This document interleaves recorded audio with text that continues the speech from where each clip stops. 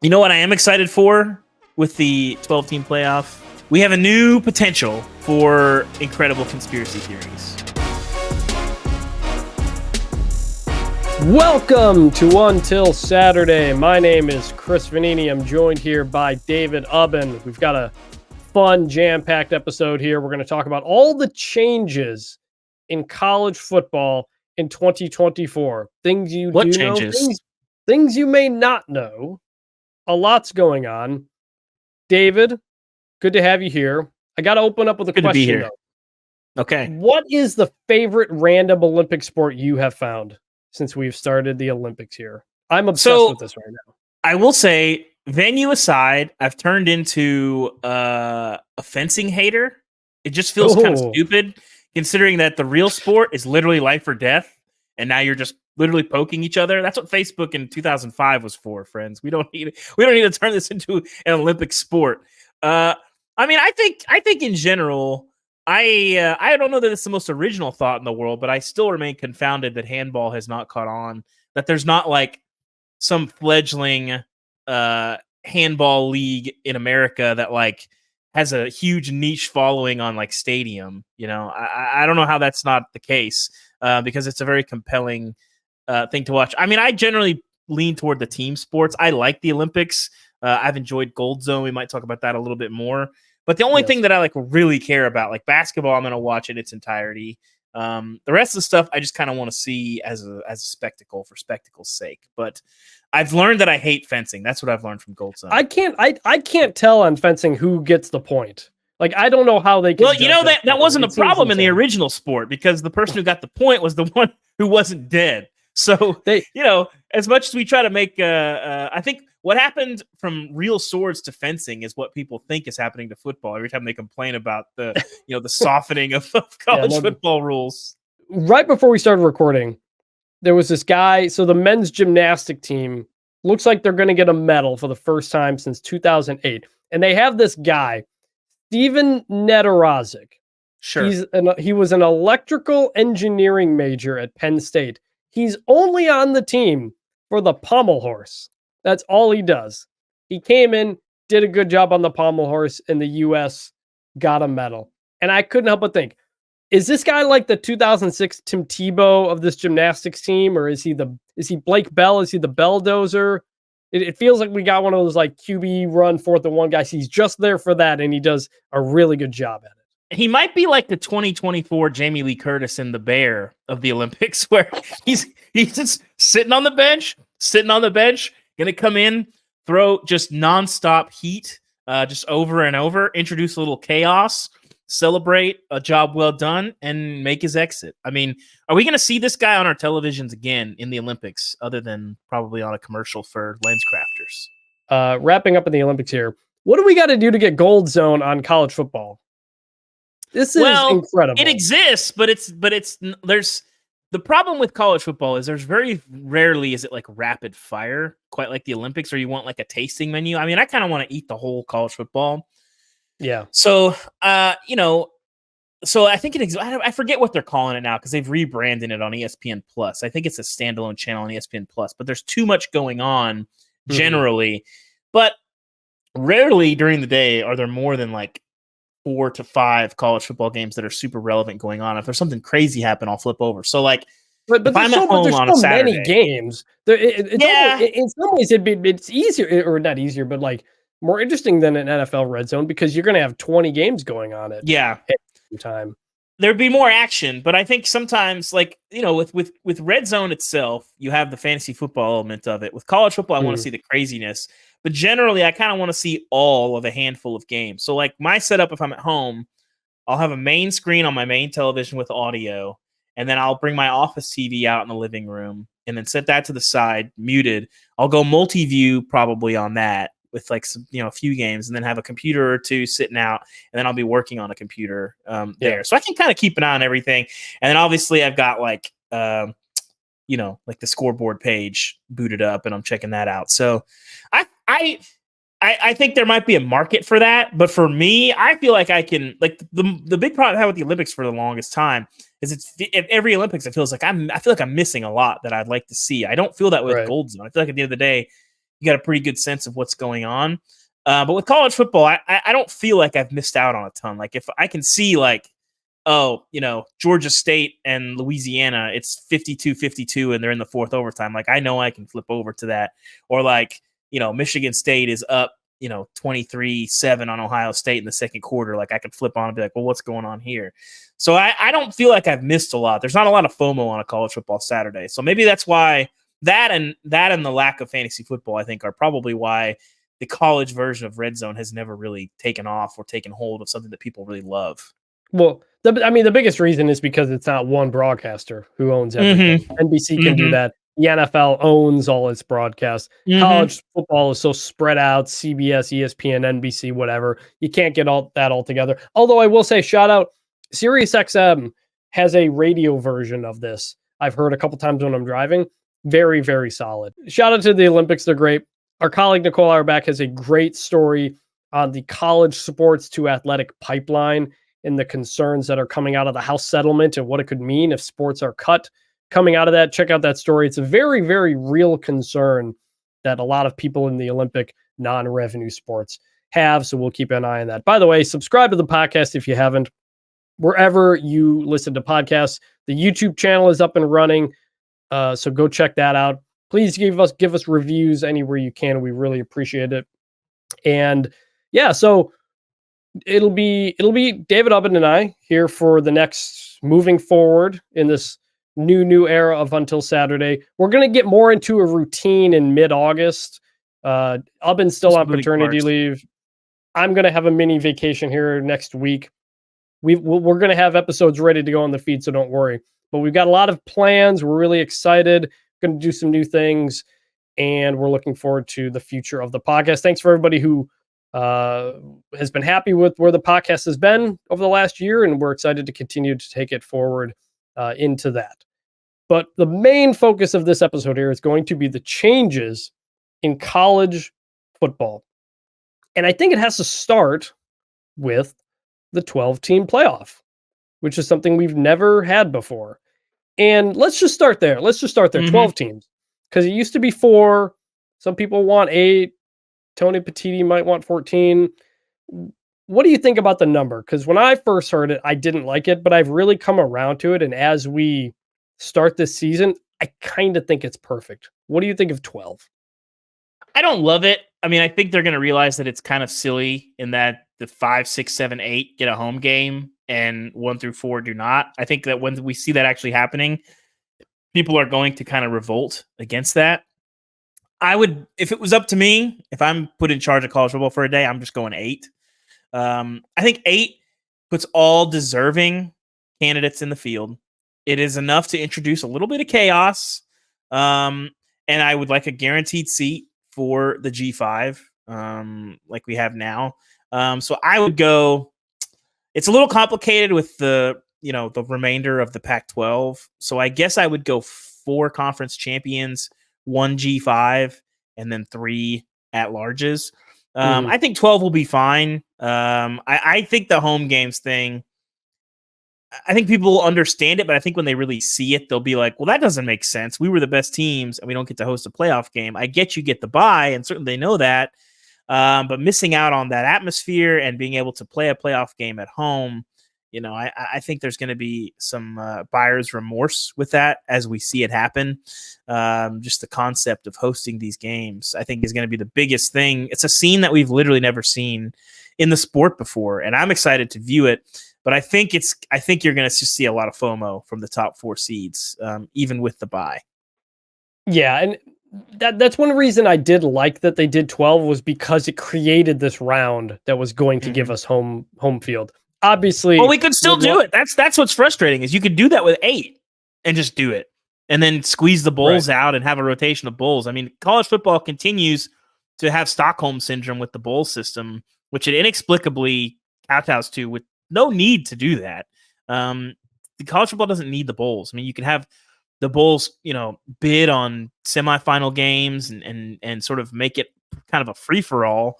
But that's not where we're at in the current bowl system, which is still in some ways dictating a lot of what happens here, which is kind of silly. So I like that you get 4 first-round buys, and you have to win your conference championship to get a bye. That puts an emphasis on the conference championship. I do like that.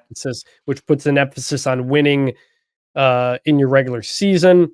And conference championship weekend is going to be humongous, huge conference championship weekend, especially for the teams that lose. You know, are you going to fall out of that top 11 or where do you fall down to? So I think it's going to be a lot of fun. I think seeing it happen in the video game has like adjusted a lot of people. Like if you've gone through dynasties at all, have you been like, oh, had to like kind of recalibrate how I like. Yeah, let's hope the committee does a better job than the College Football 25 AI on ranking and seeding. It's getting weird. I think that's going to be coming in a patch on the game. Hopefully that will be fixed, because the ranking system is kind of all out of whack. It always was a little bit weird, but this year it's especially wacky. So, I think the video game, honestly, with a lot of the changes that we're going to talk about today, the video game has helped kind of soften the blow of like the jarringness. I can't remember, if we were playing a game or if I was talking to Sam about it, but I was saying, literally just playing this game for, what has it been now? 2 weeks. Like, I expect a 2-minute warning, and I feel like there's going to be a line of demarcation when the season actually starts for people who did play the video game and didn't. Yeah. When the 2-minute warning comes up, people are like, wait, what? And they're like, yeah, what are you talking about? Of course there's a 2-minute warning, even though we've literally never had it in the sport before. So I'm kind of neutral on it as a rule change, but as an adjustment, there's no question that the video game has kind of prepared us for this sort of new reality. Yeah, so we've got first-round games on the higher seeded campus. Got 1 on Friday, December 20th, 3 on Saturday, December 22nd. And the NFL has decided to go up hard against the college football playoff. They were not happy about that Saturday. So the NFL put Texans Chiefs at 1 p.m. on NBC. CJ Stroud and Patrick Mahomes, followed by Steelers Ravens on Fox at 4:30. So it's going to be really interesting to see how they schedule those 4 games. Do you put the 5-12 G5 game on that first game on Saturday morning, because you figure primetime Friday night's going to be important? Yeah. That would probably put it up against Texans Chiefs, or at least partly up against Texans Chiefs. So I don't know. How do you think college football and the NFL going head to head there? I tell you, weekend is going to be. I think they'll figure that out. I think that there's, NFL is king, but I do think that there's a sense that these games are, 1, novel, and 2, more important than a week 17 game that sort of may move seeding around in the NFL. I mean, I like both. I don't know what the numbers necessarily are. I'd be curious if we had like a nationwide poll of this. But in a lot of ways, I think the NFL fans and college fans are sort of distinct. And I think the question is what the casuals do. Do the casuals want to see Patrick Mahomes versus CJ Stroud? Will that take precedence? I'm very curious. I kind of think they're just both going to probably have lower ratings than they would be if they were certainly standalone. It feels kind of silly in some ways, but I also don't put together the NFL schedule. So maybe I'm missing something. But you know what I am excited for with the 12-team playoff, Chris?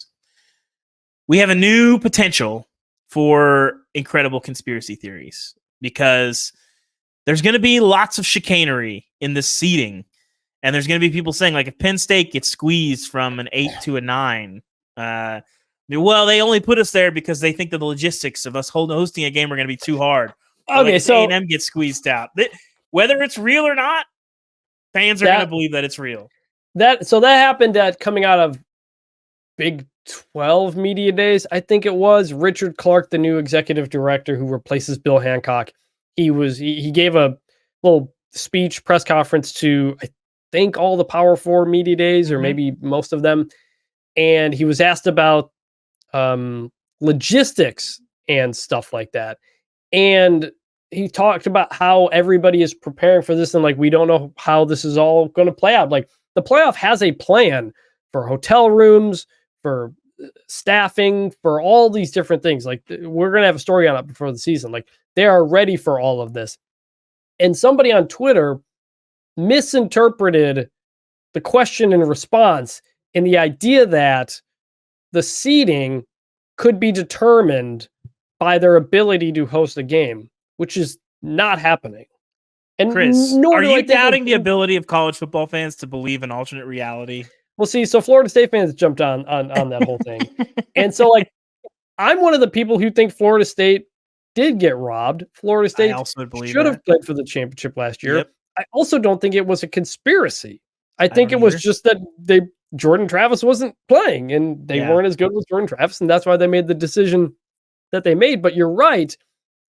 The committee is going to be scrutinized more than ever before. I wrote this last winter around this time, like, yeah, we had the Ohio State TCU Baylor thing in 2014. We had the Florida State Alabama thing last year. Their job's pretty simple That's most of the about time. it. It's been pretty easy. And now they have to do all kinds of things here because it's how do you rank those top 4 champions? It's who gets the last home game at 8 and 9, who's the last at-large team in, who's the group of 5 team that gets in, who gets placed in the 5-12 and you play the 4. It might be better in many ways. Being the 5 seed might be the best spot in this tournament because you're probably playing the group of 5 champion at 12. You win at You're home. playing the 4 seed, who's probably a Big 12 champion at that point. And if you're Georgia coming off an SEC championship game loss, like, it's a pretty good path. And it's like all of these things are going to be much more heavily scrutinized. But no, I really don't think the ability to host a playoff game is going to come into it because there's plenty of places in college football that are difficult to get to. Your Stillwaters, your Happy Valleys. Reality's got nothing to do with it.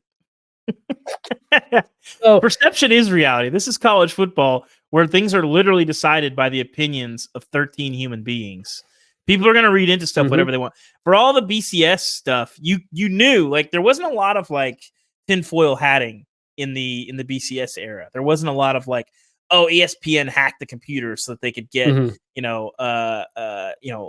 better matchup in the BCS championship game. You knew what the formula was. You could sort of break it down. It was very predictable. You could say, well, the gap between 2 and 3 is here, so if they win or lose, like, they've still got some breathing room.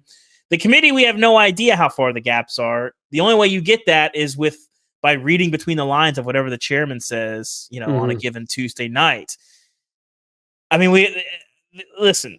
I agree that I think that the committee has done a good job. I am not a tinfoil hat guy, really, with anything that the committee has done, but I'm also sane, which, there's a few people who follow college football who might make that claim, but it might be dubious in terms of the reality of where their brain chemistry is at. And so, people are going to see what they want to see, and I don't know about you, Chris, but I think we can all agree that if Kirk Herbstreit just, was doing NFL games, Florida State would have won the national championship last year because they would have been in the playoff. They would have won out. This is all on Kirk Herbstreit's plate that he did this, right? So, people are going to believe what they want to believe. It's going to be interesting to see how the playoff approaches things now with new leadership and new just kind of the way it goes about itself. I showed that clip and the people saying it was rigged. I showed that to because I was with the CFP people at the time at media days. I was like, hey, this is going around right away. They didn't really want to care to comment on it or anything like that. But it doesn't matter what they say. That's what I'm saying. People right. are going to fill in their reasons for why. People are absolutely going to do a lot of that stuff.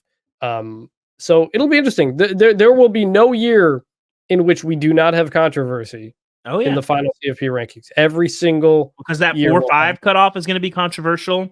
The 8-9 cutoff is going to be really controversial, and I don't even think the 12-13 is what we're really talking about. Probably the 11-13 is what we're actually talking about because 12. I think this is part of what I think. Like, I want the G5s to have a seat at the table. Not everybody agrees with me, but I generally think that it's unfair, literally un-American, that if you win all your games that you aren't allowed to at least continue playing for a championship. So I like that. That said, I think the thing that people aren't talking about enough is the reshaping of the G5, and that a lot of the best G5s, your SMUs, your Houstons, your UCFs, your Cincinnatis, are not G5 anymore. Correct. Like, you look around at who is actually in the artists formerly known as the G5. I don't even know what are we calling them now, Chris. It's a little confusing now. Well, technically you don't have to call them anything because the group of five was what the idea was. The Power Five have guaranteed access to the we can go back to the non-AQ. How about that? Let's go back to the non-AQs. Well, the problem is now everybody's AQ is essentially what it is. Yeah. I've maintained, hey, like mid-major maybe, but they don't like that. I've thrown it in my group of five quiz every year. Most people are okay with group of five, even if the administrators really aren't. But that is a real concern there, especially with what happened to Liberty last year and not being competitive with Oregon. They are worried that if that happens, especially this first year, when we know after the season, the Big Ten and the SEC are going to drive the way into what the playoff looks like in 2026 and beyond, however many teams are in it. The deal for 26 and beyond does include 5 championship spots. The group of 5 does have a spot moving forward. But if the group of 5 completely falls flat on its face, when you're probably playing a Big Ten or SEC number 2 there, there's going to be sentiment of they shouldn't have this spot, or we need to bring in more teams because they don't deserve to have that spot there. And it's definitely going to happen. And so you're right. Houston beat Florida State. UCF beat Auburn. Memphis played Penn State really well. Tulane beat USC. You look at the quality of athletes that UCF was putting out there against Auburn. The team was loaded with NFL players. Yeah, exactly. You look at some of these teams that have done this and won on big stages. I mean, there's not very many out there. Like Boise's still hanging around, but Boise has never done this. The Boise rarely lines up with teams and just can go athlete for athlete. With a lot of these Power 5 teams that they have played. When they play, a Virginia Tech in an opener or like a middle of the road P5 team, they're going to go toe to toe with them, sure. But that top end talent, we'll see kind of what that looks like. So it's going to be really, really interesting. But I think that's one thing people aren't talking about enough. That I still want the G5s to get there, but the idea that the G5 is going to be competitive every year, I can see a world in which there are some butt kickings that are taken because they're not quite to that same level that the G5s once were. I mean, Cincinnati is a really good example. That team that made the playoff, there's a lot of good players on that team. They had 2 NFL corners on that team, right? Kobe Bryant, Sauce Gardner, some pretty good players. Desmond Ridder was a first-round quarterback. Who was the running back on that team? I feel like I'm forgetting somebody. Either way, they had a bunch of good dudes from Alabama. Yeah. So it's going to be interesting. I'm looking forward to it. I think it's going to make the fall just so much more interesting when we get into November. How many teams are in the mix? Yes, certain games aren't going to mean as much because of Jerome Ford. That was the running back. Oklahoma transfer, is that right? Alabama transfer, I think. Shout out producer Cam for getting that name. But so we've got quarterfinals. This year the quarterfinals are the Fiesta, Rose, Peach, and Sugar. And I think it's important to keep in mind these bowls are still tied to the conferences. So your 1 through 4s are going to line up with those, as well as the semifinals are going to play a role because the Orange Bowl and the Cotton Bowl as the semis. These bowls. Quick revisit. This is stupid. Yeah. This is stupid that we're still going to do the conference ties with the bowls. It's stupid. Well, it's because the contracts go for 2 more years. We're getting the 12-team playoff before the end of the 14 playoff contract. And so stupid. So if Oklahoma is your number 1 seed or Texas is your number 1 seed, the Cotton Bowl is going to be the semifinal on Texas's side, regardless of whether or not Texas gets there. If Florida State is your number 2, the Orange Bowl is going to be over there. Like it's still tied to location for the semifinals. It's still tied to conferences for some of the quarterfinals, just in terms of which bowl game they go to. It doesn't determine the matchups. It just determines that where these things go, because these bowls need to know ahead of time what pool of teams they need to be in contact with and preparing stuff for. So I think that's it's a little thing. But I think when we get to December or late November, fans are going to be wondering, hey, we're going to the playoff. Which bowl game might we go to? That's all going to factor in. And by the way, the playoff contract for 2026 and beyond, it's not fully signed yet, but it is going to continue the current setup with the bowl games in the second round and onward. So even if we love home sites in the first year, and we probably will, even if we have a weather issue at one of them, it appears that's not going to change moving forward, which is Money talks, Chris. We'll see. Which is tough. Well, yeah. National championships in Atlanta this year, nothing different there. But the game is Martin Luther King Day and Inauguration Day. I don't think I put the Inauguration Day together. That's interesting. Yeah. So I'm sure it'll be fine. I'm sure it'll be fine. Nothing will go wrong in Atlanta on Martin Luther King Day for the presidential inauguration. So keep an eye on all of that stuff's going on. And wanted to throw one last part of this on you. The Rose Bowl, which you famously love, especially the sunset.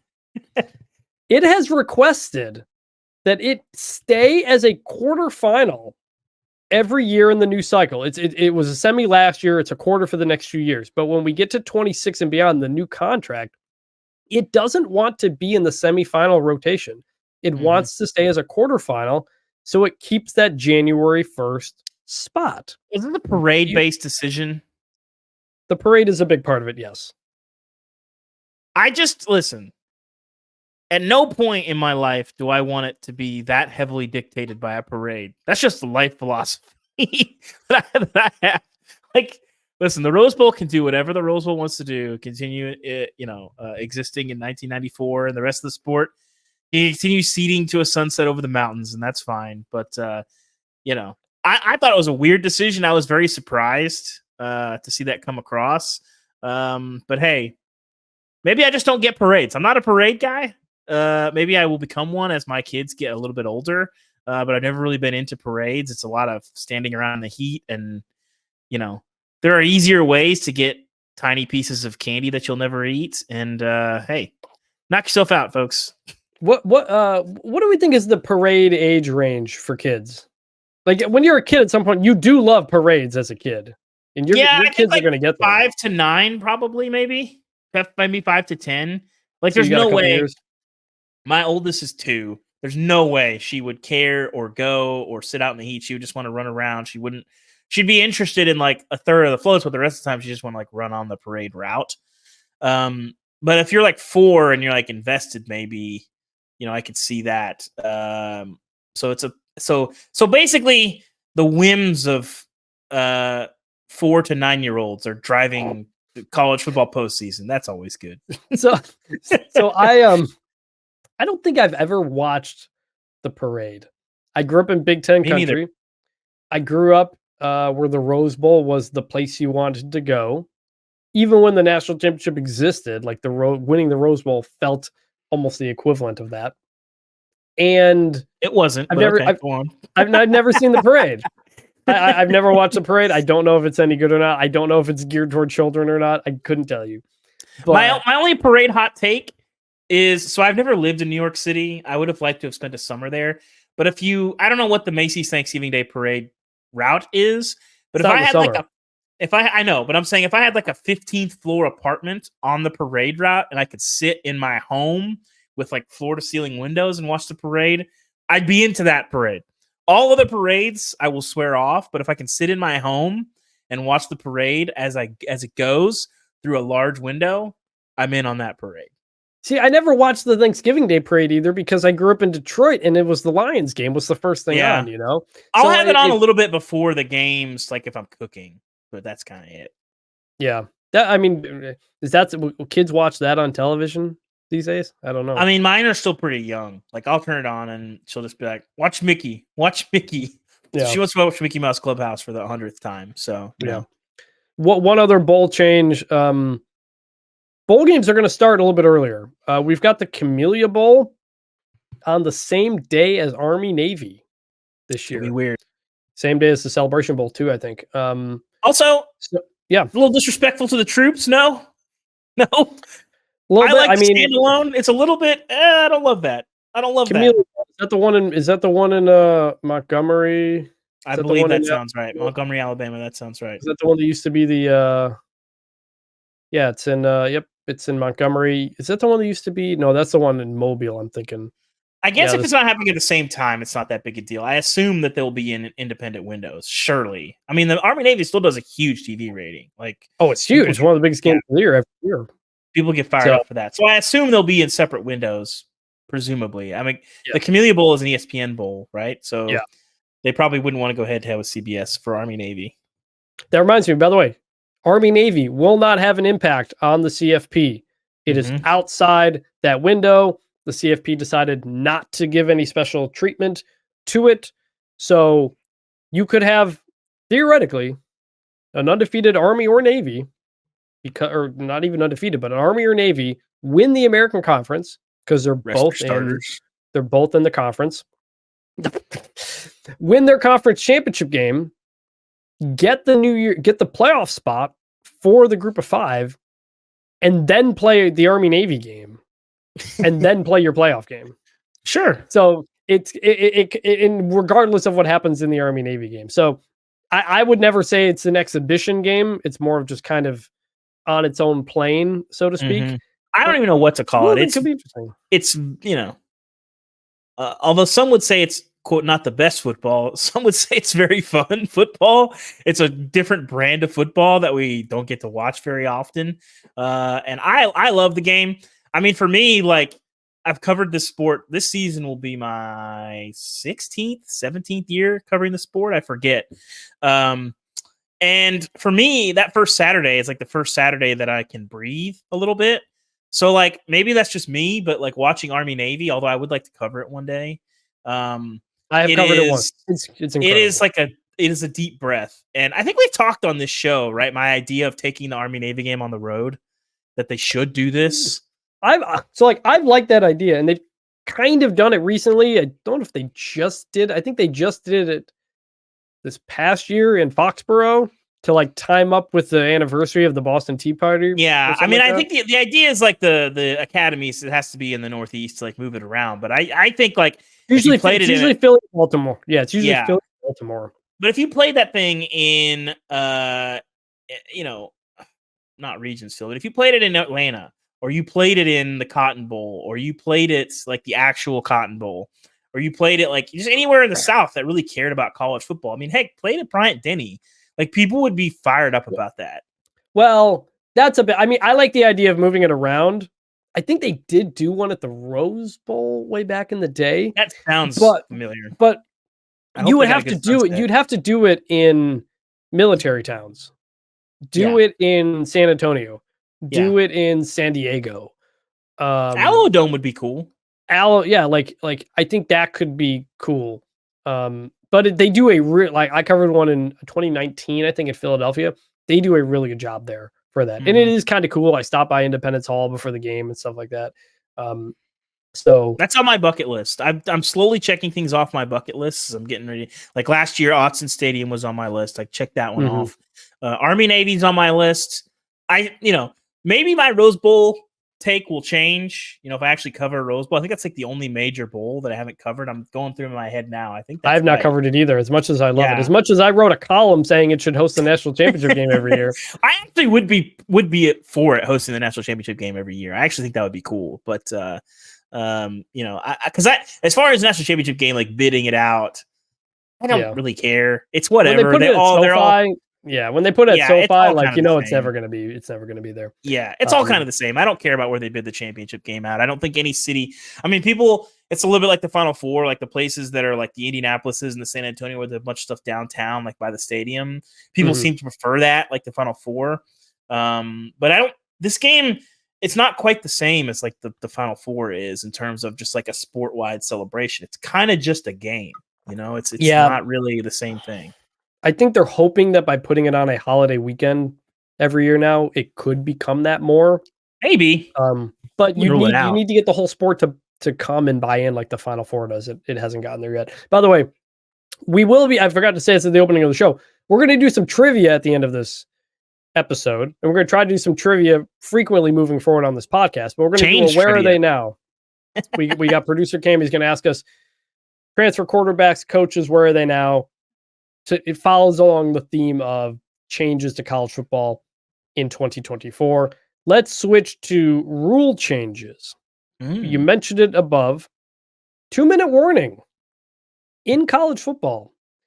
And it's kind of came out of nowhere, really. Yeah. Like, of all the like changes, like this is a humongous change that everybody is going to notice on that first game if you haven't played the video game, like we said before. And it's kind of crazy. So I called up Steve Shaw, the head of officiating, to preview the upcoming officiating meeting in the spring because I knew the helmet communication stuff was going to be on the docket. And I was like, is there anything else like you guys are going to be talking about that could come up? And he goes, well, we're going to talk about a 2-minute timeout. I was like, wait, what? And he was like, yeah, it's time to talk about it and see if it's worth adding it to college football. And I was like, what's it time to talk about it? I was like, what are the chances of adding it like this year? He's like, I don't know. It's kind of a new thing we'll talk about. And all of a sudden they decide to pass it. Now we have a 2-minute warning. It's not called the 2-minute warning. It's called the 2-minute. It's going to be called the 2-minute. It's going to be called the 2-minute warning.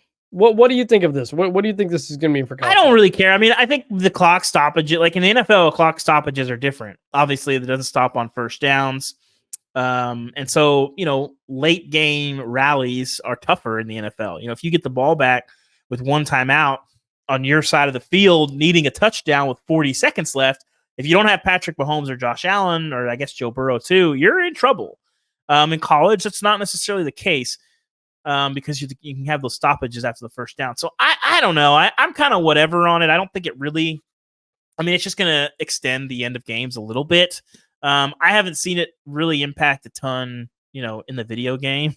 if we're going to start there. Yeah. I think every coach who's leading going into 2 minutes is going to be like, why did we put this in? And every coach who's behind is going to be like, this is the greatest invention of my lifetime. So I'm kind of whatever. I don't think it'll have that much impact. Maybe I'm naive, but I just don't think it changes a whole lot. It's just to extend the end of games a little bit. It has come into play in the video game when I'm trailing. I'm like, all right, I got a timeout there. I don't need to use my timeout yet. Like, yeah. I have noticed it. So the reason it's called a 2-minute warning, because back in the day you couldn't see the clock, and so they would blow it and they would announce 2 minutes left. That's why it's a 2-minute warning. That's why they're not calling it a 2-minute warning here, because we can all see the clock. I told them, I was like, we're just going to call it 2-minute warning. I told the officiating that, and they were like, no, we want it to be 2-minute timeout. So it is what it is. People are going to call it the 2-minute warning. The real genesis behind this, though, is about television and rules in the last 2 minutes. So when this happened, a lot of people thought, a lot of fans said, look, they're just going to add another TV timeout to make the games longer, even though they complain about how long the games go, even though they added that clock change last year to speed up games a little bit. Mm-hmm. Why are they doing this? The idea is this 2-minute warning will be the last TV timeout. Every conference and TV network has a contractually set number of TV timeouts per quarter. And so the idea is in the second quarter and the fourth quarter, you're going to hold your last one for there. So you don't have to get the situation elsewhere in the quarter where you'd get touchdown, commercial, kickoff, commercial, and you're back. They want to get rid of those back-to-backs. And the reason the networks would do back-to-backs is because they would worry that they wouldn't get enough they wouldn't get their set amount of TV timeouts in. So by holding your last one for 2 minutes here, the hope is they'll get rid of the back-to-backs. That's the thinking behind it. I know people don't believe it. We talked about conspiracies. We talked about what's driving the sport and everything. That's fine. But they do want the games to go quicker, and they don't want to do those those touchdown commercial, kickoff commercial things. The other part of this is a lot of rules change in the last 2 minutes, like the clock, like the way certain things are run. So by making it a clean break at 2 minutes, it will make it easier for the officials to switch to last 2 minutes mode. Because you see that sometimes if you run out of bounds, or you run down and it's 2:01 versus 1:59, that determines if the clock still runs or not. Huge it's a big deal. So the hope is this will be cleaner. But yes, if you haven't played the video game, I think a lot of people are going to watch their first game in week 0 and be like, wait, why is there a 2-minute warning? So if you're watching college football week 0, you know the 2-minute warnings, and you played the video game. I guarantee I'm gonna get a text from my dad saying, why did they add a 2-minute warning? Oh, more commercials. Everybody's just save the link to this podcast and we can do it. Listen, as long as the TV networks are happy, Chris, that's all I care about. I know that this sport has a lot of things, but for me, it just comes down to, is college football a suitable partner, and are the TV networks happy? And if the TV networks are happy, that's, I think we can all agree, the most important thing in college sports. And this is what we need to make sure we build everything around making television networks happy. And as long as that's happening, I think we can all put a smile on our face and rest assured that if you run a TV network, your bills are getting paid. And congratulations to you. And I don't remember the Pac-12 at all. Anyway. Happy wife, happy life, right? The other big change, which honestly fans won't even notice, is the helmet communication and the sideline tablets. Mm-hmm. So the NFL has had coach to quarterback communication since 1994. It's been 30 years. Long after the walkie-talkie was invented. in like 2000 something, they added a second one for defense. College football is finally getting there. Going to be the same thing as the NFL. One on offense, one on defense, and one on punt and punt return, but not kick return, which I learned at Media Days, which was interesting because technically it's an offensive play or whatever. So yeah, the hope is this will make things a little bit cleaner. It will cut down on some sign stealing, but not all. Also, this is not happening because of Connor Stalions. I feel like this whole episode is me like defending the man and like defending those in charge against the conspiracy theories of fans. Chris, are we sure it's not happening because of Connor Stalions? I don't know that I agree with you on this one. So here's the timeline. Back in the summer, this has been proposed many years before. Sure. The Big Ten has been a proponent of it. The Big Ten first did instant replay in 2004. This summer, the Big Ten again puts forward, hey, let's let our conference teams use tablets and helmet communications. The NCAA Rules Committee says, no, but we will let you test that stuff out in bowl games. We'll run a trial run for everybody to see how it goes. After that, the Connor Stalions news comes to light. And once that came to light, then every coach could be openly about it, being like, we have to make this happen. We have to make this happen. And I think the Connor Stalions thing kind of secured it. There was no not doing it. He gave people a much bigger motivate. I think if you had brought this up, there'd be people who are good at sign stealing that would be like quietly, not explaining why, saying like, we don't need this. There'd be an opposition party.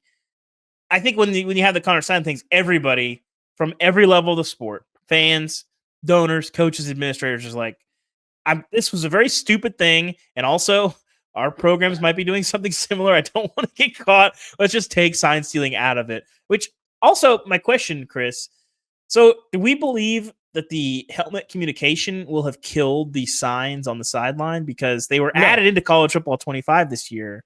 But are we still gonna have the poster boards on the sidelines?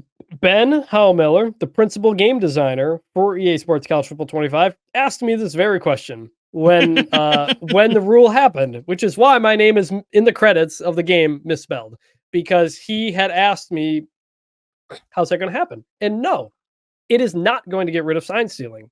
The reason is a lot of teams don't huddle.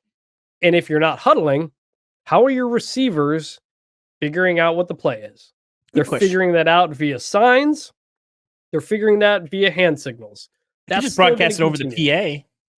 Especially for those up-tempo teams that are going fast. Mm-hmm. The quarterback will be able to tell the line, he'll be able to tell the running back. You're not going to get it out to your wide receivers. So signs are not going away, physical or hand gestures. So some coaches are upset about that.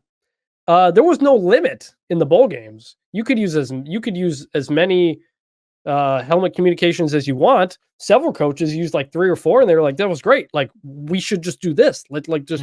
You'll completely get rid of sign stealing. Let's do it." NCAA didn't want to go that far yet. They wanted to stick with what the NFL is doing at this point. The sideline tablets are actually ahead of the NFL. The NFL only allows still images, while college will allow video on the tablets. And I got a demo of this at Big 12 Media Days. I posted it on Twitter. It was and cool. It's on my YouTube channel as well. It's a 2-minute video, takes me through how the tablet works. Pretty much instantly, coaches will get these things on the sideline and you can show players and you can go over clips that just happened. Very cool, very simple, very easy. Everybody's moving to the 21st century finally. So, Chris, I got a question for you. Yeah. You hear some stories every now and then of Coach Com breaking when you go on the road, with it not working or something like that. Over under 2.5 seasons before we have our first major helmet communication hacking scandal. Well, or allegation. Serious, semi-founded allegation. Well, look, there were some allegations. There have been allegations of stealing film from other teams through various software companies. Some of it accidental. Most of it we weren't able to confirm that was reportable, but this stuff popped up last year. And will we have allegations? Yeah, I think we'll have allegations. Will it be real? I don't know. And to your point there about CoachCom, which does the coach's helmet communication, they are one of 2 companies that have this coach to player system. However, all the Power 4 conferences are going to go with GSC helmet communication. They do the NFL. They're a company in Nebraska. I think Max Olson wrote a story about them a bit ago. So the conferences determine what company they're using for tablets, for helmet communications, for whatever. Everybody is going to use DV Sport for the sideline tablets, except the SEC, which is apparently going to do its own thing. That's what they told me. So I don't know I assume it'll look pretty much the same thing, but that's the new technology. I think they hired Connor Stallion's minion that was filming from the sidelines, and they're just going to have that streaming on the tablets, I think. So we got this. So we got this Connor Stallion's Netflix thing coming out. Do you think it's actually going to be any good? I mean, we'll see. I'm curious to hear from him. I mean, whether or not it's good, I think is secondary to the fact that it's going to be compelling, because we have not heard a word out of America's favorite used vacuum salesman and repairman in the year that he was. Was he the biggest name in college football last year? Chris? No, number 2.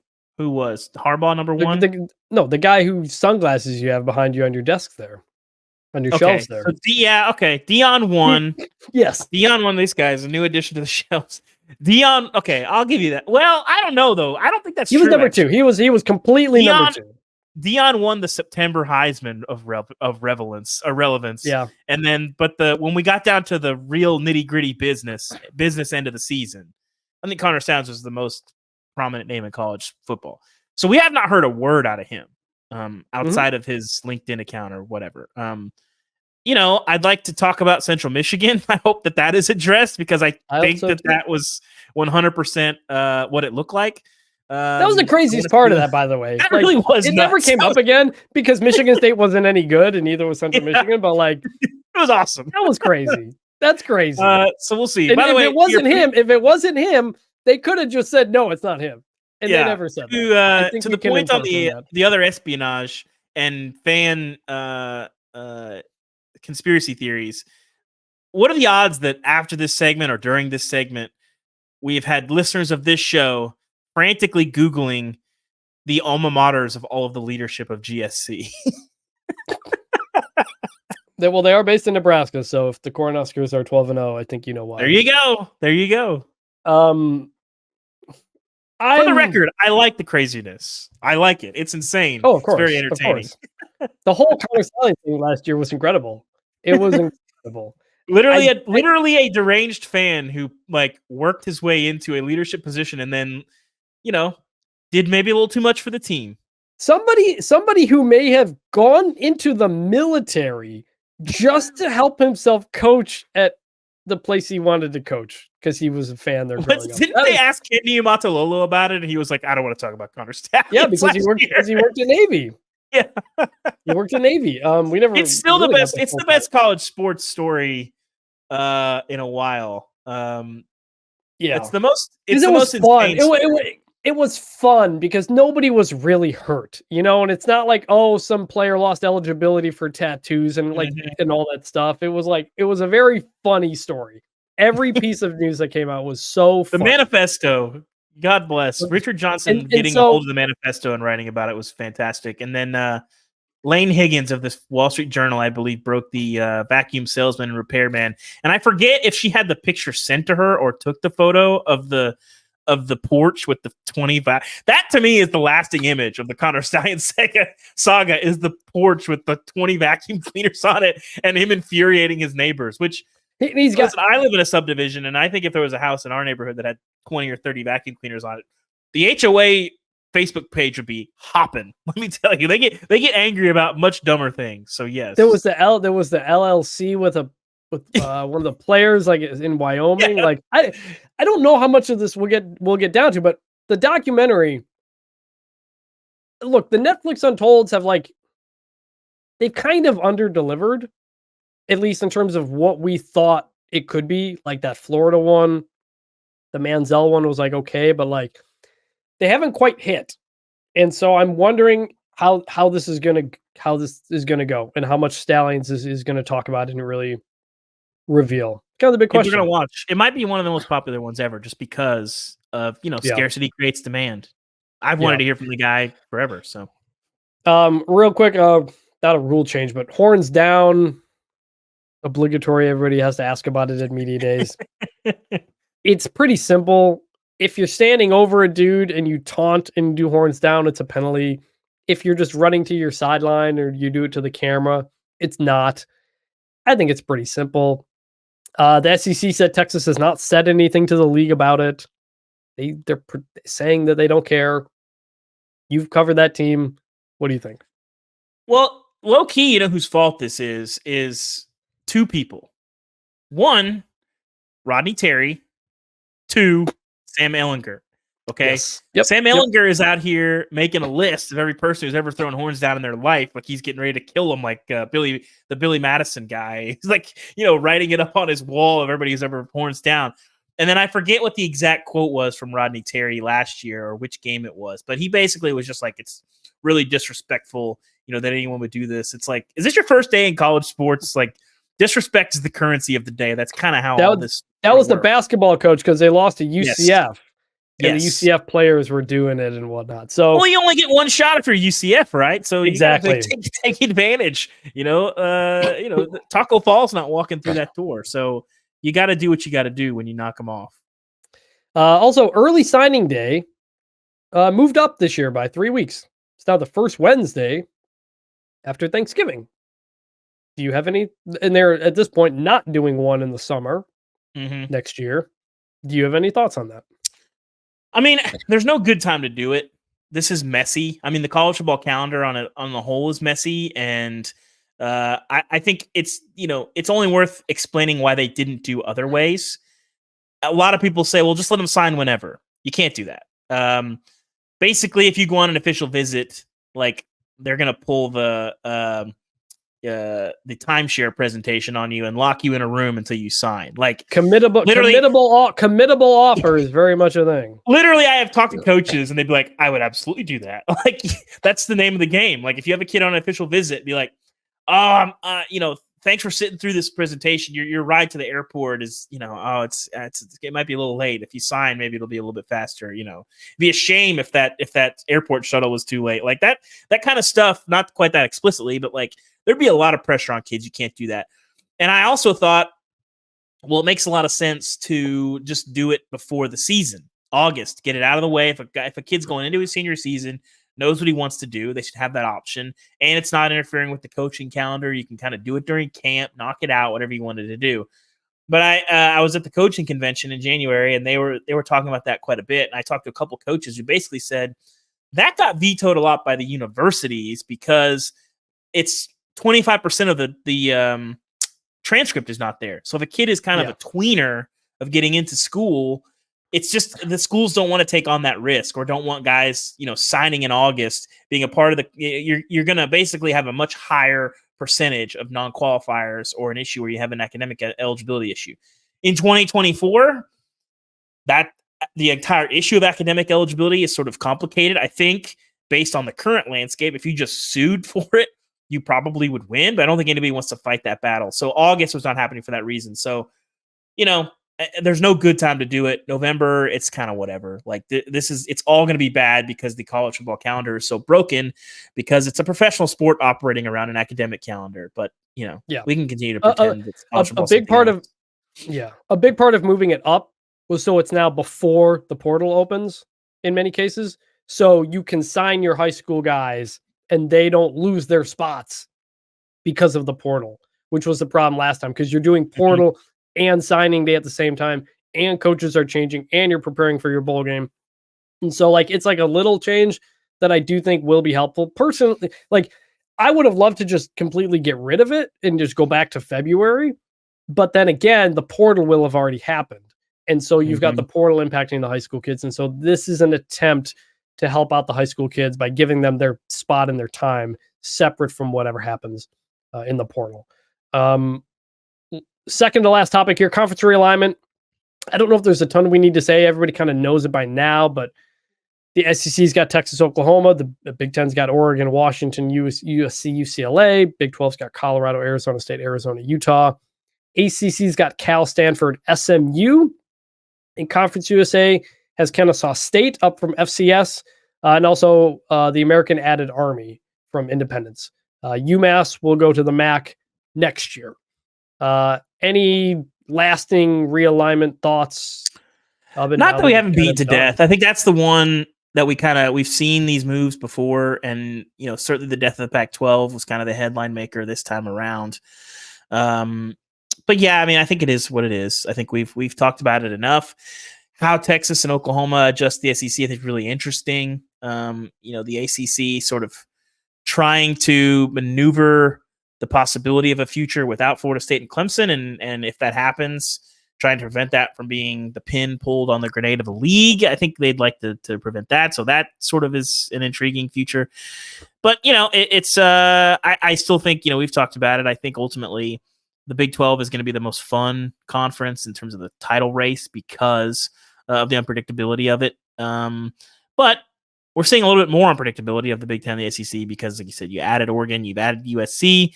How does that impact Ohio State and Michigan, who traditionally are sort of the only teams that matter in that league that are truly competing for a conference title?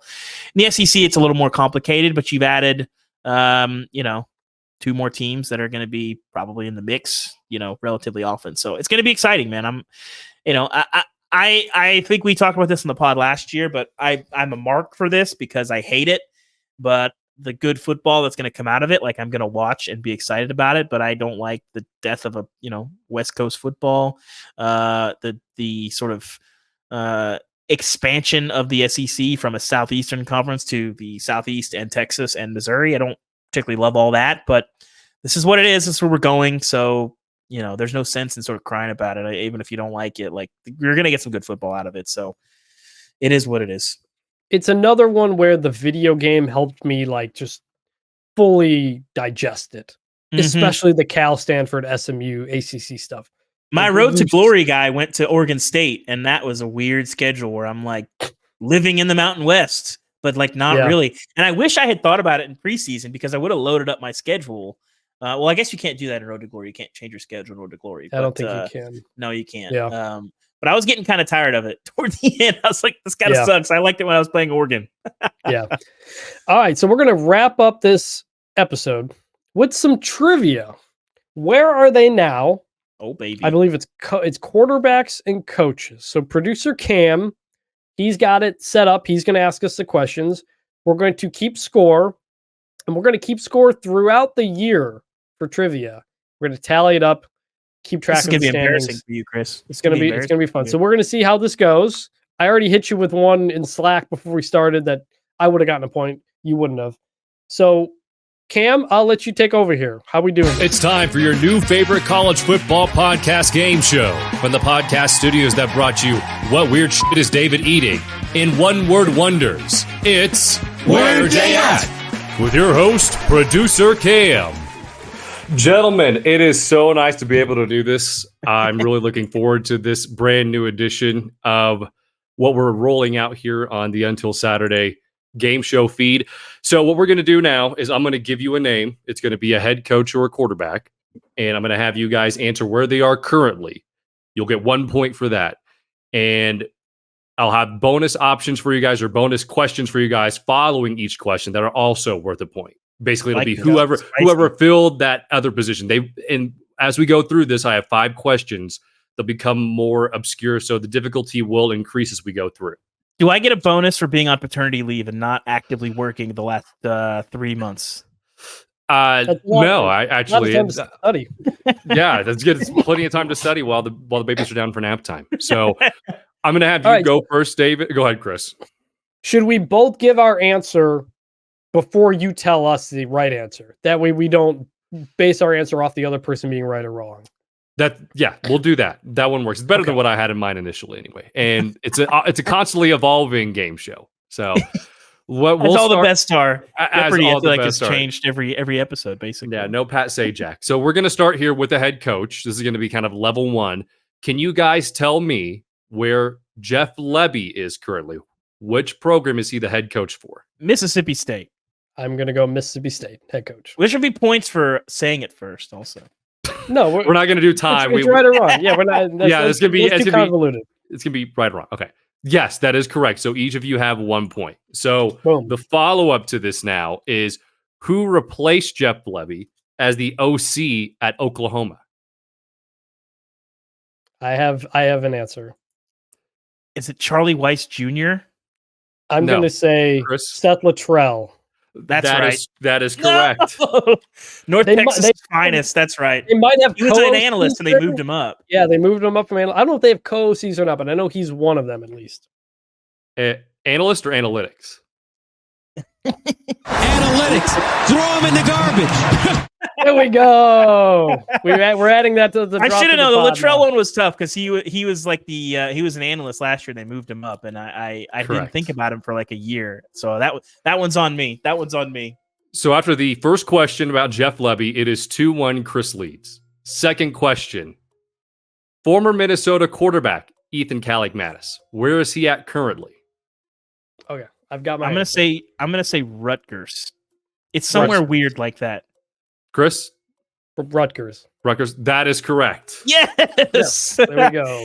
All right. I don't remember how I knew that, but I did not know that from playing NCAA. I'm hoping I hit these quarterbacks from just playing random teams. I think I found that one out from Media Days recently. So that is interesting. David, do you have a distinct advantage because you've had more of opportunity to play while Chris has been traveling for SEC and somewhat. CUSC? We're balancing 2 kids, so I have a small window during nap time. And sometimes at the end of the night, I can squeeze one in. So it's I don't play as much as I would like to play, but we're starting to get it. I made my own playbook the other day. We're in a good place. We're in a good place in NCAA. So as we've noted, the distinct advantage, maybe David should lose a point. No, okay. I'll quit digressing here. Who is filling that Minnesota Gopher spot at quarterback this year? Is the follow-up question. I know it's not Tanner Morgan. I know. No, this. not Tanner Morgan. I know this. I got to think about it. I'm obliged to give hints if you guys feel you need it. Obviously, it won't be too revealing, but if you guys feel it might help, I can give you one. I'm not going to get I don't think there's any way I'm getting this. Okay. Yeah, I feel like I'm gonna slap my head, but no. New Hampshire's finest, Mac Brosmer. FCS. Right. I knew it was an FCS transfer. I did not know the name. The FCS guy's coming up. All I know is they got this FCS guy. I hear about these guys like in the portal where coaches will be talking about him. Yeah. But the name doesn't stick because I've never watched them play and be like, oh, that guy's awesome. One name that will stick, standing, and likely not this year though, is Reese Poffenbarger from who's at Miami currently. That's probably going to be from Albany, who's probably going to just by the name is going to resonate with individuals. Yeah. Okay. Here is another quarterback trivia question. Mike Wright, recently in Starkville, transferred to where? I'm going to guess. I'm just going to throw out Kent State. I'm just totally No, he stayed at 5. My gut says South Carolina, but my heart, I think I'm thinking of DeCarry and Joyner because they are very similar players, but I think it was Northwestern. You're right, David. It's Northwestern. Oh, Going to meet up with David Braun this year and play by the river, by the lake, whatever it is, with their new stadium setup. Yes. But yes, that was a great guess. This one should be a little bit easier as a follow-up. Who did Jeff Levy bring in to be his quarterback this year at Mississippi State? Which Mike Wright just departed. I've got mine, and it's because of the video game. No, it's not Will Rogers. He's at Washington. Correct. I don't know. I don't know. You don't really? All right. I'm surprised you don't know this one, actually. I'm going to know when you say it, I'm sure. Chris? Blake Shapen. Correct. Oh, yeah. I knew that. Okay. I'm actually surprised that I should have. The problem is that Baylor was terrible last year, and didn't Shapen get hurt like halfway through the year? Yeah, he was in and out, and then exactly. Yeah. So I should have known that one. I don't love the Mississippi State playbook in the video game either. All right. Next one here. Kurt Cignetti left James Madison to go to Indiana. But who is filling his shoes this year in Virginia? Got it. That's tough. I'll let you go first. David, they brought the guy in from like Holy Cross, didn't they? Or it's like a lower division. I don't remember his name. He has a name that reads like an older person, but I can't remember. Yes, he does. The FCS is killing me. It's an older person's type of name, but I don't remember what it is. It's not like a Daxton with a very traditional 3-letter first name that starts with a B, and the last name is the last name of a country singer. Yeah, I'm out. I don't have a good guess. All right. Bob Chesney. Bob Chesney is correct. That sounds right. I believe that the tally is currently Chris 5, David 3, and I'll hit you with this follow-up question. There's actually 2 here, so trying to squeeze in a little bit of content. So who replaced Bob Chesney at Holy Cross? Oh boy. I'm going to guess Bill Simmons. All right. Well, swing and a miss. I have no idea. Dan Curran from Merrimack, all-time winningest close at Merrimack as they made their transition to Division 1. We got to get fewer D3 FCS questions on here. I'm striking out. David Ubben, noted hater of FCS football. And now, who will be James Madison's quarterback this year? As Jordan McLeod left for Texas State to play with G.J. Kinney.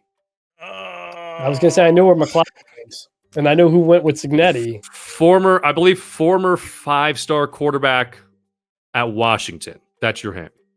Oh. Dylan Morris. Yes. No, it's Dylan Morris. It is Dylan Morris. Yes. I will give David points for that as he's trying to play the empathy card. Okay, that's fine. That's fine. Yeah, does have a chance to research any of this. Okay. Yeah, that's fine. This one, if any of you guys get it, I might just declare you the winner. Honestly, okay. I'm getting ready. All right, Iowa Hawkeye legend Deacon Hill. Where did he transfer to? Oh no! Did he go down somewhere? Oh, he went down. I mean, we're talking Dante's Inferno down. I don't know really which circle this is, but I'm not a Deacon Hill guy necessarily, but I thought he was like kind of competent. I'm gonna guess. Did some stuff. I'm just gonna guess. Northern Iowa. No. David, do you want to take a shot in the dark? Is he going to be the backup at South Dakota State? No. Even. Well, I think this school is outside of the FCS. Even so, Colorado School of Mines. D2, gotta love them. No, Utah Tech. I have never. Home of the Trailblazers. I think they are FCS. They're formerly Dixie State. They're in that new conference that got put together.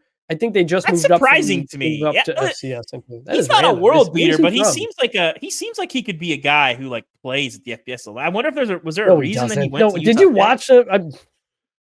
Chris, listen, the bar is pretty low for Iowa quarterback, but he seemed like he at least lowered the bar.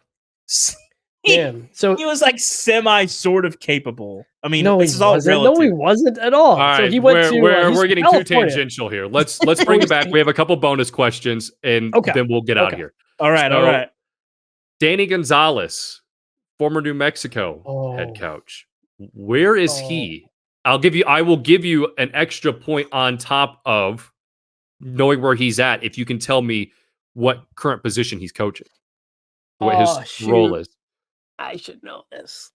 2 of these 3 should be pretty evident, Chris, based off of the Nick Saban coaching tree episode. For Danny Gonzalez? I'm gonna guess he's like a somebody like an associate head coach or something somewhere for like a young coach or something. I'm gonna. I know it's he was not, like a big. I know it's not right. I'm gonna say he's back at San Diego State, although I don't think that's true. No, he is the special teams coordinator at Arizona, part of Brent Brennan's new staff. Oh, okay. Oh, okay. Yep. So I like Brent Brennan. Very nice guy. I talked to they him got. last year. I know who their offense coordinator. They got. I guess maybe it's a. Keep going. Okay, so this is going to kind of fall out of lockstep with the structure of the questions I've asked so far, but sticking with Arizona, who is their offensive coordinator? This one I know. I figured you know this one, Chris. I thought Brent Brennan was going to be calling the plays, so I don't know. Garrett Schrader's former head coach. That was kind of given away. It's Dino Babers. Correct. Oh, you said Garrett Schrader, and I was thinking of I was very confused because you were thinking of I was thinking of the Missouri running back from last year. I was thinking Cody Schrader. Yeah. Yes. Cody, You said Garrett Schrader, and my head went to Cody Schrader, and I was like the Northwest Missouri. I thought he was like killing it there. I don't. Missouri's backfield will be pretty good this year with their transfer. Yeah, they should be good. They should be good. All right, last bonus question, and the gap is insurmountable right now just because we have one question left. It's 6. No, we have the whole season. It's the whole season. There's always time to make up for it. We're gonna track it. Last one here. I'll do it by candid track it through the season. But Zach Arnett, former head coach at Mississippi State. Jeff Lebby filled that role. Where is Zach Arnett now? He got a DC job somewhere, didn't he? Nope. I have a guess. I don't know if it's right. I'm gonna say he interviewed for some DC jobs. I feel relatively certain because didn't he get in the mix for Arizona State? That's my guess. No, he stayed in state actually. Oh well, then I guess and he flipped to Ole Miss. He's Ole Miss now. I was gonna say my gut was Southern Miss, but I was like, that's not that interesting. Ole Miss is pretty interesting. He's an analyst now, so he's on Lane Kiffin's staff. That feels kind of dirty. I don't like that. I don't love that. Final tally for today. He got fired after a year. I think I'd be pretty upset too. No, but did he watch his teams? Listen, very nice person, I'm sure. I don't know Zach at all, but like, there's a lot of coaches who got unfairly cut. I'm not sure I would put him on that list. So anyway, gentlemen, that was a lot of fun. I love the inaugural edition of Where Dey At. I thought Chris did a great job. 6'4", David, admirable work considering you've been dealing with 2 children. Both. Shout out to my boy Ethan Kaliakmanis. Love that guy. Shout out to all him. name teamer. So the one, by the way, the one we had the one that made me think of doing this. Hank Bachmeier, formerly of Boise State, formerly of Louisiana Tech, he's now at Wake Forest. And he's the backup. Griffiths is still there, isn't he? I don't know, because when I went to Orlando to play, when I got that sneak peek of EA Sports College Football, I just picked Wake because I wanted to do their slow mesh, and I was like, hey, what's Hank Bachmeier doing here? So that was kind of the impetus for doing this trivia. So maybe we'll keep it at this one. We're going to try to do all kinds of trivia throughout the season, make it fun, get you guys involved.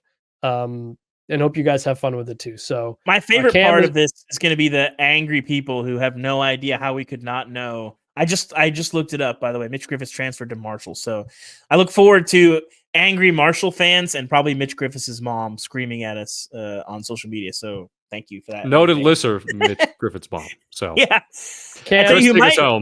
I'd tell you who might be a listener of the show is Sam Hartman's mom. Very nice lady / amateur taxidermist who turned his bone into a necklace for him last year. Right. That was one of my favorite stories to do. And people seemed that was gross. Very grossed out about it. I think my hottest take on the Sam Hartman rib necklace is it's probably not that. I don't think it's that gross, and I feel like that's something that I would probably want to do if I was 21. So maybe that's just me. Okay, Cam, appreciate you hosting. Thank you for your great job hosting. Was there anything else you wanted to get in? No, just make sure you guys are following Until Saturday on all podcast platforms. Subscribe to the YouTube channel where you may or may not be watching this now. We're going to continue to roll out some content after our slight sabbatical. And make sure that you leave us a review as well. We always read through the reviews, and we also always go through the voicemail. If you guys want to leave your thoughts, opinions, reactions, easy just to pick up the phone and send a text to 316-462-9852 or to call the voicemail line. We always look at it. We just did a mailbag episode with the voicemails too. We'll have plenty of those throughout the regular season and throughout the rest of this offseason period. And guys, I think we're only 4 weekends away from kickoff. Yeah, we're right there. yeah. We're, after this long wait, we're almost there for a brand new season with so much excitement building up to it. It's gonna be a wild year. I'm excited for it. Awesome. For Look our at show Cam and doing for the actual games. Yeah, look at Cam doing the rap. I don't even have to do the rap anymore. Reminder, There you as go. you said, the YouTube channel is back. We've got some good comments on having that back. So subscribe to the. Thank you everybody for listening. We're excited about this new future for Until Saturday. For David Ubben, for Chris Vannini, we'll talk to you guys later. See ya. It'd still bring back the turnover chain.